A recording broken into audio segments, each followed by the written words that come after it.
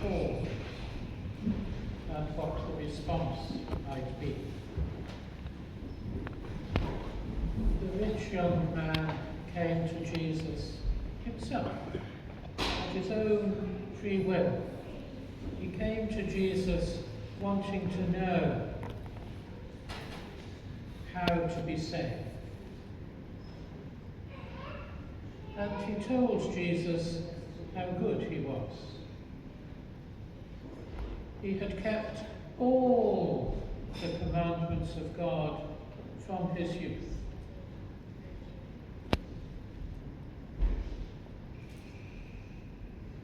And Jesus said, one thing you lack. Go, sell all that you have and give it away to the poor. And the man's response, he was very sad and went away.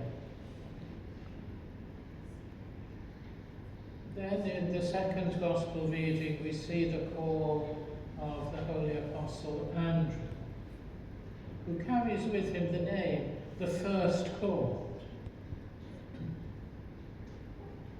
And his response, he left everything and followed Christ. More than that, he went and told everybody, come and see. He was so excited that he had been called by Christ and that he was to follow him. What then is our response? I could preach exactly the same sermon I preached last week, except I can't remember whether I did or not. We are called by God. That's his will, to call. The response is our will.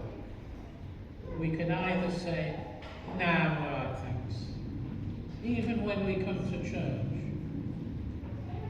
My mother had a magnificent way when we went shopping. If somebody said to her, can I help you, madam? You know, in those days. And she would say, no, just looking. When we come to church, we stand in the presence of God. The prayers are offered. What is our response? Is it, Lord, have mercy? Lord, help me? Or is it, nah, just looking?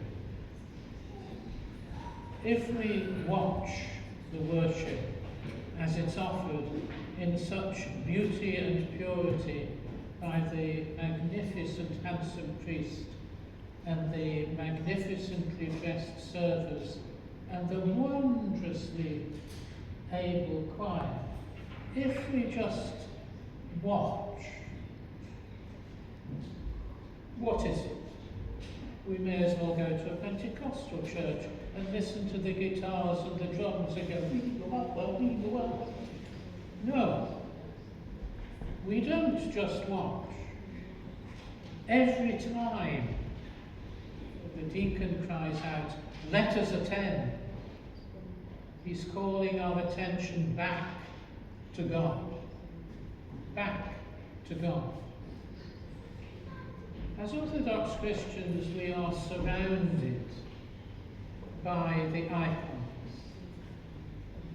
surrounded by the angels and the saints, and they worship with us as we worship with them. That prayer before the great entrance, let us who mystically represent the cherubim and sing the thrice holy hymn to the life-giving Trinity, now lay aside all worldly cares, that we may receive the King of all, invisibly born in triumph by the angelic hosts. It would be wonderful if God could hear your voice. With the Lord have mercy, it's very easy. You won't disrupt the choir. You can sing Lord have mercy along with the choir. even if, like me, you're a bit tone deaf. You can say the Amens or sing the Amens. And then when you come here to receive communion, let God hear your voice. Say your name when you get here, so that God knows it's you. Because if I can't remember your name, and my memory isn't good now, if I can't remember your name and I say, what's your name? And I say, the servant of God receives. What is that? Let God hear your voice. Take full part in the service. Listen and pray. All the time. Pray. Don't bother about the children. In their way, they are learning to be in the presence of God. Of course, we will get distracted. What do we do then? We've got a hand. We make the sign of the cross. And quietly say, Lord, have mercy. Or we look at our name day saint, whichever one it is. You will find them somewhere in church. You should already know where they are, because you will have venerated them when you arrived. If we haven't got an icon of your saint, get one and we'll put it in church. You should have one at home. The call of God isn't always clear. Would that he leaned down from heaven and said, whatever your name is, come. But the call of God is there. We have to listen with the eyes of faith.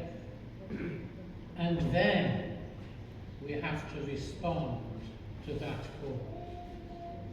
Lord, have mercy. God, be gracious to me, a sinner. In the name of the Father, and of the Son, and of the Holy Spirit. Amen.